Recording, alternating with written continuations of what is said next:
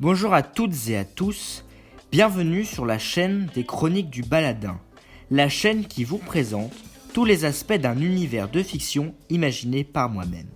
Et aujourd'hui, pour ce deuxième épisode, nous allons poursuivre notre immersion à travers notre univers post-apocalyptique en nous intéressant plus particulièrement à la faune, à la flore et à la géographie de ce monde.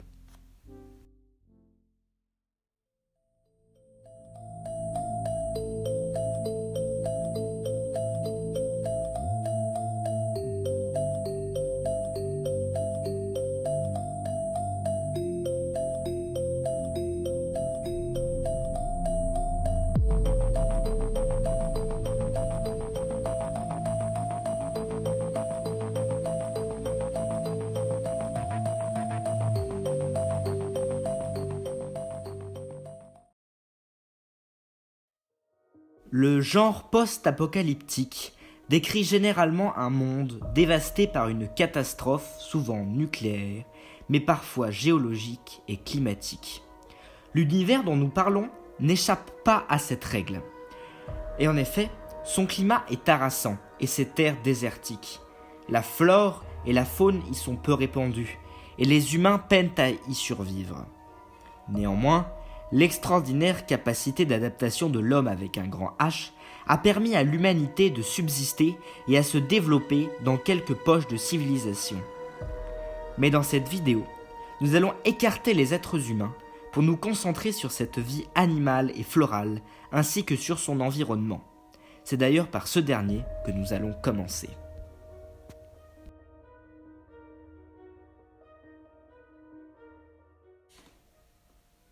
À perte de vue, le désert. Où que le regard se porte, une immensité qui semble ne jamais finir. D'ailleurs, peut-être ne se finit-elle jamais. Comment le savoir ? Aller s'aventurer dans le désert signerait son arrêt de mort. Jamais, jamais il ne saurait, car autour des zones où l'homme s'est installé, le sable recouvre tout. Les ruines d'un monde passé et oublié disparaissent et l'humanité oublie à jamais ce que le désert engloutit.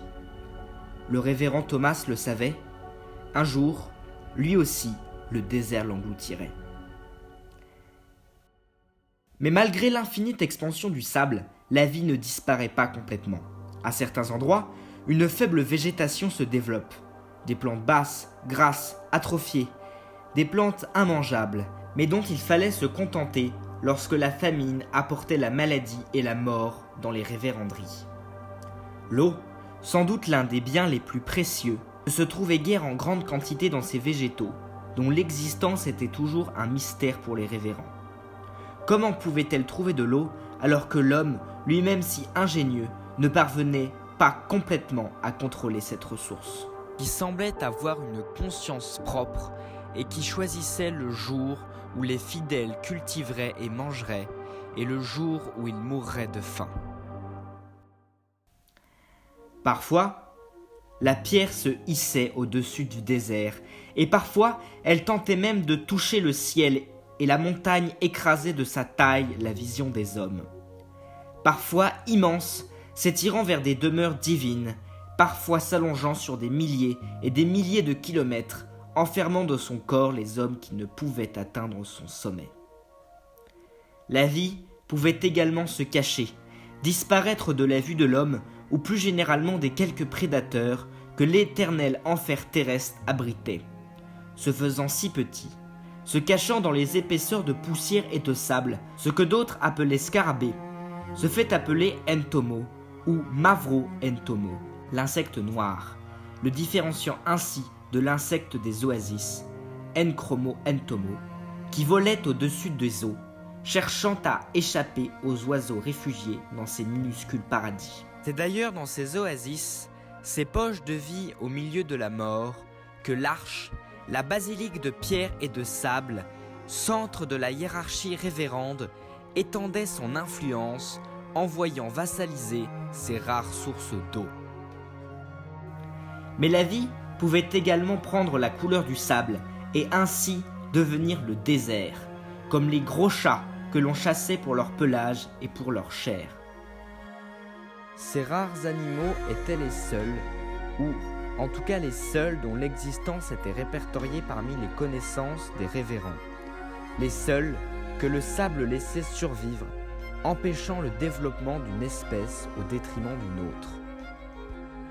Ainsi, le désert, créateur de mort et de désolation, pouvait également offrir paix et vie dans un monde où ces derniers semblaient à jamais oubliés. Car l'être humain, qui avait voulu se faire l'égal de Dieu, était tombé bien bas, du haut de sa tour de Babel, quand Déleth avait fait de la terre un enfer de flammes et d'horreur, plongeant l'humanité dans une éternelle recherche de vie.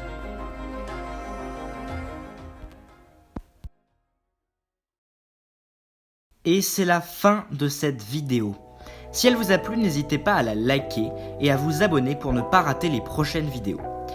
Dans l'épisode suivant, nous parlerons de la culture et du mode de vie des hommes et des femmes de cet univers. Donc, à une prochaine fois.